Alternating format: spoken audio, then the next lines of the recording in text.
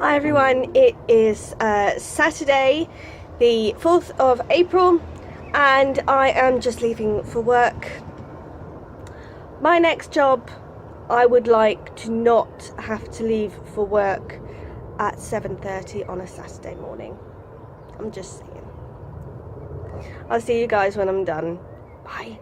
So it is day 3 of my slightly belated vlog every day in April, and it is Saturday, the 4th of April, so it's Easter Sunday tomorrow, which is fab, and I wasn't really sure what I was going to do this evening because nothing much has happened today.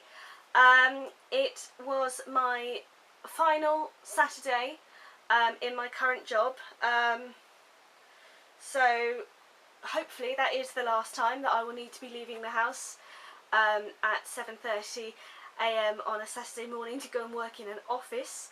Obviously if I do get more extra work, then I imagine there will be all sorts of weird and wonderful times going on, but yeah, it's a bit weird knowing that that's my final Saturday. I've only got one more day left now.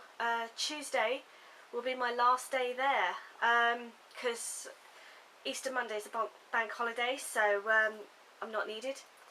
And yeah, there's Tuesday, and then Wednesday I start an extras job away from my current job. So Tuesday's my last official day. So it's quite sad. I've made friends, and I've found that this is a job that I can do and I can do well, and I didn't know that I would ever be suited to that sort of employment. So yeah, I'm sorry to go. I'm sorry for everybody, because being made redundant is a horrible thing. I hadn't realised until now that when you are made redundant, it is not just a case of you don't have a job and you're out looking for work. It's that suddenly there is a whole bunch of people all out looking for work, all with a very similar skill set, because you've all come from the same place. So it's just going to make life a bit more difficult. But anyway, there's no point crying over something that can't be helped. So I did my last Saturday shift and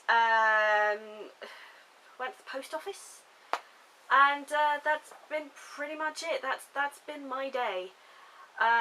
So as I thought I have very little to talk about this evening, I thought I'd mention my audio, my listening. The headphones are plugged into the computer at the moment. But I finished the In Death book I was listening to yesterday. What was that? Betrayal in Death. I finished that. And I started Awkward Situations for Men by Danny Wallace. I like Danny Wallace. I think he's a really good author, and he's very funny. Awkward Situations for Men is not his best work. If you would like to read Danny Wallace, start off with Yes Man. It's probably his most favourite book, and it is, in my opinion, his best. It's certainly my favourite. He has a number of other books as well that are sort of novel length, as it were. But Awkward Situations for Men is it's like a collection of newspaper columns that have all been put together. And because I got them as an audio book, I bought them from Audible, which is a fab website. You should go there. Maybe if I promote them enough, they'll pay me. I don't know. But the book is split into 4 parts. It's spring, summer, autumn, winter. I think you're supposed to start in autumn, because he finds out that his wife is pregnant, and in the winter section he is talking about her pregnancy and how it's affecting their relationship with the family. But in their wisdom, Audible decided that instead of putting all 4 sections together into one audiobook, they would split it into 4 separate audiobooks, which basically means you have to buy all 4 parts, and there may be an hour each. So that I wasn't particularly happy with that. It would be better, as far as I'm concerned, to have them all together. I mean, why not? But I bought them a long time ago, so there's no point in complaining. So I listened to Awkward Situations for Men, and it is good. There were bits that actually made me laugh out loud, which can be awkward when you're in public place, like a shopping mall or on the train, for example. And he talks about being a man in the 21st century and how difficult it can be to know what the rules are for modern day men. And I think he has a point. There is one little section that really sort of made me think, as opposed to the others, which just made me laugh and were very enjoyable. And he talked about, he was walking along a London street, North London street, and it was nearly midnight, and there was a woman walking in front of him, and he was worrying that she would find him a threat. So he's sort of going, okay, I have to stay this much behind her, and if I speed up, then she might think that I'm going to try and attack her. But if I try and overtake, then I have to get closer to her, and I don't really want to get closer to her. And I have sometimes felt when I'm walking along the street in the dark, is the person who is following me a threat to me in any way? They never have been. It's all just been in my head. But it was interesting to see that situation from the other end, the opposite point of view. So the follower rather than the followee. So yes, Awkward Situations for Men by Danny Wallace. It's very good. Pick it up, read it, listen to it. It's a nice one. If you've got the book, it's a nice one to dip in and out of, because it's such short chunks. It'll be good for if you're doing some sort of work where you get maybe a 15-minute break and you just want something that you can just go and then go back to work. It's probably not so good if you want a nice long sitting reading session. So I then went on to Seduction in Death, which is the 13th Eve Dallas book, and it's read by the same narrator, but for some reason she has changed her voice for one of the characters, and I cannot for the life of me work out why she's done this, because the character, Officer Peabody, has a very distinct voice in the other books. She's got a very clear difference between her voice and the voice of Eve Dallas, and they spend a lot of time together and a lot of time conversing with each other. But for some reason she's changed the character's voice, and now Peabody and Dallas sound very much the same, and when they're talking together I find it a bit difficult to keep track of which one's talking. So yeah, that's weird. I'm very pleased they kept the same narrator. I get really antsy when narrators change midway through an audiobook series. It really winds me up. But ho-hum. So, as I didn't think that I was going to have anything to talk about this evening, and we're now about 9 minutes in anyway, I'm going to do something called a musical theatre tag. Yay! Which I've got on my computer. So basically it's a bunch of questions and I am going to answer them. So if I can find it. Okay, here goes. What was the first musical you ever saw? I don't remember. I really don't. I've been watching musicals my entire life. No, really not a clue. I remember having a teddy bear when I was little, and it had a music box in it, and when you squeezed it, it played my favourite things from The Sound of Music. And I'm certain that I remember watching my mum rehearsing for a performance of Fiddler on the Roof. But whether either of those are the first musical I ever saw, don't know. I'm very involved in amateur musical theatre. My grandpa founded the local amateur dramatic society, and it has been kept up through my mum's generation and my generation. So musical theatre is very much a part of my life, and it's something that I love. So anyway, what the first one was, I've no idea. What was your favourite musical growing up? I don't know, it's too hard. Maybe Chitty Chitty Bang Bang? Sound of Music? Mary Poppins? I don't know. God, these questions are much harder than I thought they were going to be. Were you ever in a musical? Yes, many. Many musicals that I've been in an ensemble capacity and an amateur capacity. It's great fun, amateur musical theatre. It seems to be something that's very much a UK thing. No one else tends to seem to do amateur dramatics. What was the first musical you ever saw on Broadway? I've never been to Broadway. That's easy. If you could be any female character in any musical, who would you be and why? Oh, decisions. Okay, I have three. I would like to be Christine Daae in The Phantom of the Opera.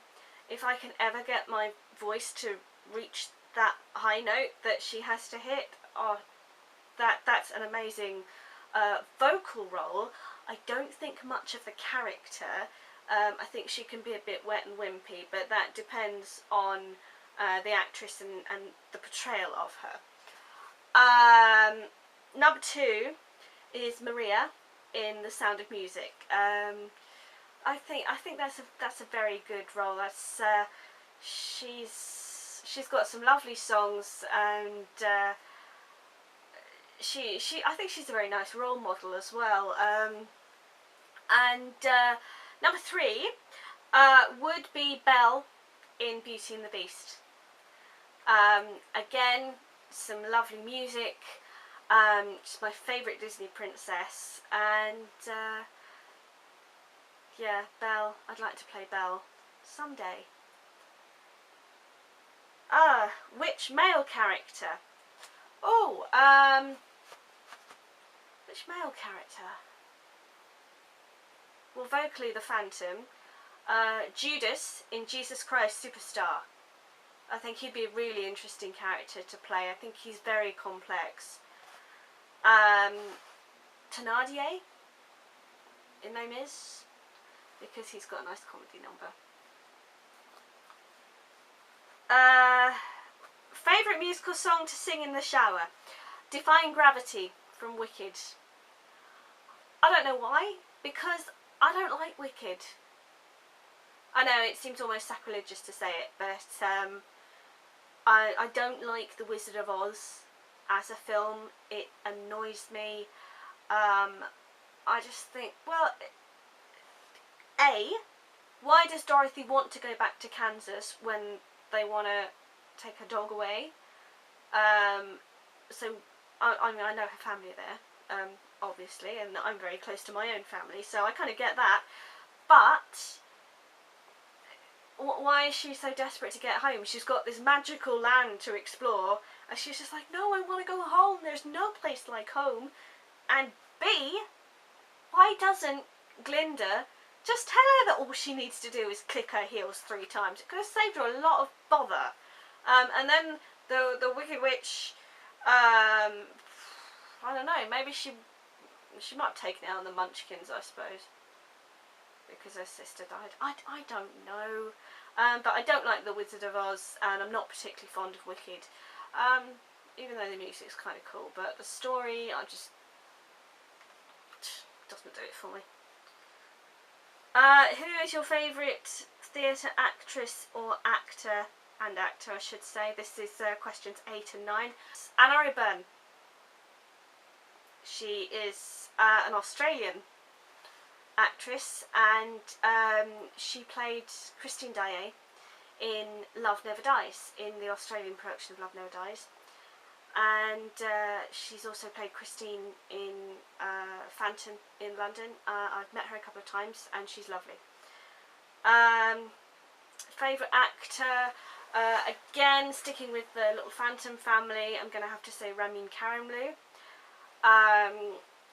The man has the voice of a god. He's a very powerful voice. He is sort of self-taught, as it were. He didn't really have much in the way of training before he became a professional, and he is cute.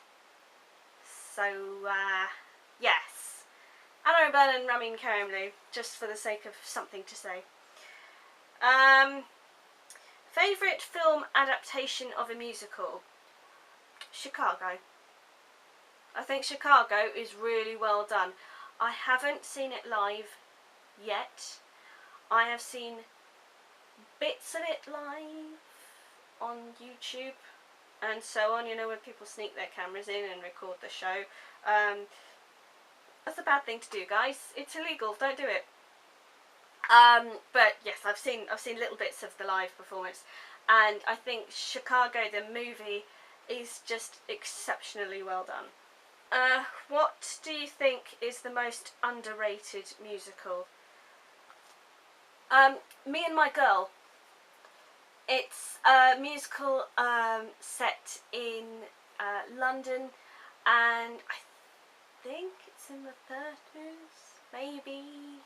I can't remember the exact date, but it's about a man called Bill, he's a Cockney, and he discovers that he is actually the heir to a huge sort of big country estate called Hereford, and he has to learn to become a proper English gentleman, and the family want him to marry one of sort of their inner circle so that he will associate, sort of be one of the clique, but he has a girlfriend called Sally, who he is hopelessly in love with, and who is hopelessly in love with him.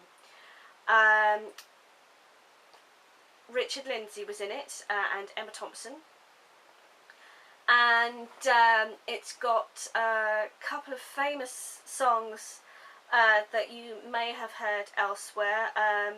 Leaning on a Lamppost is probably the most favourite, and The Lambeth Walk. And I was in Me and My Girl several years ago. I would have been 16, 17, and I just remember it being a lot of fun. I'd like to do that again. Overrated musical, Cats. I hate Cats. Musically, it's okay. I mean, anything by Lloyd Webber, he's a great composer. I think he's great, and Memories is nice. Visually, it's spectacular. The makeup and the costumes and the dancing is brilliant, but there's no plot to it. I watched it and I remember just sort of sitting there going, I don't understand. Have I missed something? Where's the plot? What's going on? And there isn't a plot. It's just T.S. Eliot's poems put to music. They're very nice poems, they're very nice music, but they don't link together, and that just really irritates me. Okay, what musical made you cry? Les Miserables. From the moment Fantine died, I cried at that point, and then I pretty much didn't stop for the rest of the musical. I first saw Les Mis in the cinema when the film was released, year before last, was it? Anne Hathaway won the Oscar. That's the first time I'd ever seen it. And then I took myself off to the West End last year for my birthday treat, and I saw it live, and I was up right in the back, right at the top, and it was terrifyingly high, but I did thoroughly enjoy the musical, and it's wonderfully staged. But I sat there and I just, oh, it's so sad. Just like, oh, yeah. So that one's a tearjerker. What musical made you laugh? Also around my birthday, I went and I saw a musical called Forbidden Broadway. It's a pretty unknown musical, and it's a spoof basically of all the others. They take a lot of songs from well-known shows, and they use the tunes and they alter the lyrics. So they basically take the piss out of everything that has ever done well on the Broadway stage ever. So some of it went over my head because I wasn't familiar with the show, or I was missing a reference. There was something about Chica and Rika, or Rita and Cheetah. Is it Rita and Cheetah? It might have been Rita and Cheetah. I think it's something to do with West Side Story and the two actresses who were in West Side Story, and how they get confused and which one of them is the better actress. I don't know. But I started laughing about 45 seconds in, and it had me giggling throughout the whole show. So yeah, if that ever comes to you, if it goes on tour, do buy a ticket. It's a great way to spend an evening. Are there any musicals you saw and hated? Well, Cats. Another one that I strongly dislike is Grease. And it often comes up as sort of the top musical of all time. And I can't stand it. And I think the reason that I can't stand it, apart from the fact that it is boring, is that in the end, Sandy changes herself completely to be with Danny.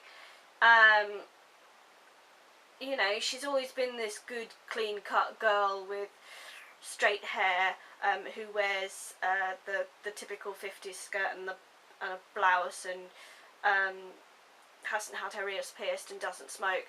And at the end, to become his girlfriend, essentially, forever, she gets sewn into this black skin-tight jumpsuit thing, perms her hair, pierces her ears, and smokes a cigarette. So basically, she is changing everything about herself in order to fit in and be with this guy who wasn't especially nice to her. So no, I don't like Grease. I'm sorry. Ugh.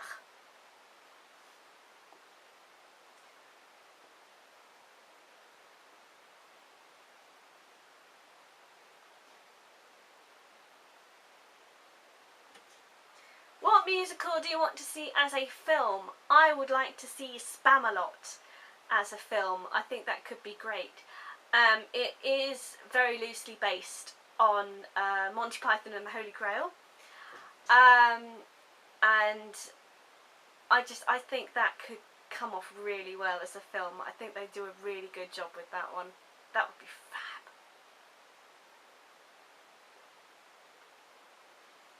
Which musicals are you dying to see? Oh, there are so many. Miss Saigon, Matilda. Those are the first two off the top of my head that I can think of. I'd quite like to see Made in Dagenham before it closes.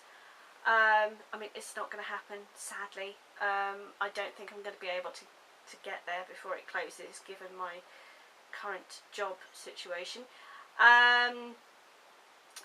Bend It Like Beckham is just opening up as a musical, and it has Jamie Campbell-Bower in it, who you may recognise.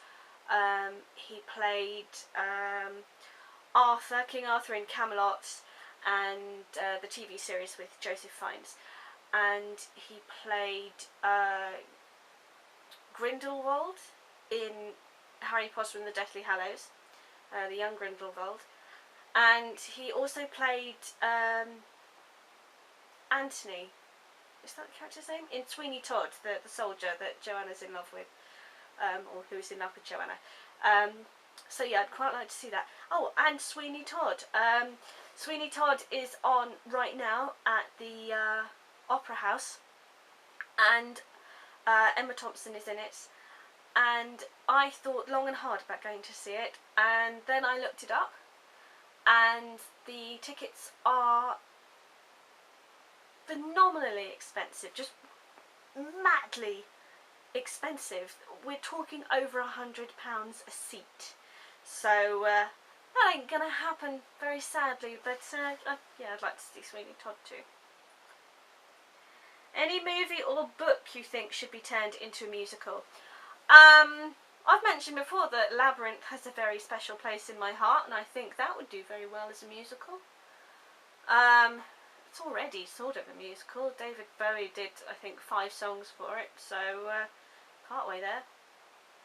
And the last question, what is your all-time favourite musical? It is The Phantom of the Opera. I adore Phantom. I love the music, I love the story, and it's another one that makes me cry. It moves me, and I think it speaks to a lot of people who feel or have ever felt lonely or rejected, or who are just reaching out and wanting something that they can't have. There's got to be a reason that it is so popular with so many people, and that's just a few of the reasons why it's popular with me. I love it. I love it. Anyway, that's it. That's the end of the musical theatre quiz. And I tag you. You do it. Go on. I shall post the list of questions below, and you can do it too. I know there are a few of you who are into musical theatre, especially those of you who are on my Facebook page. You know who you are, Judy. Yep, talking to you. So yeah, give it a go. And tomorrow is Easter Sunday. Yay! So I'm going to go and spend it with my parents. So I am going to head to church in the morning, and then spend, I'm going to have lunch with my parents and spend the afternoon probably with them. My mum said that they had got Paddington, the new Paddington film, and I watched it last week and I found it absolutely delightful, and I think my parents will really enjoy it as well. So maybe we'll sit down and watch that together. I think there is something lovely about a film that you enjoy, and seeing others enjoy it as well. So for now, have a lovely Easter Sunday, and I will see you tomorrow.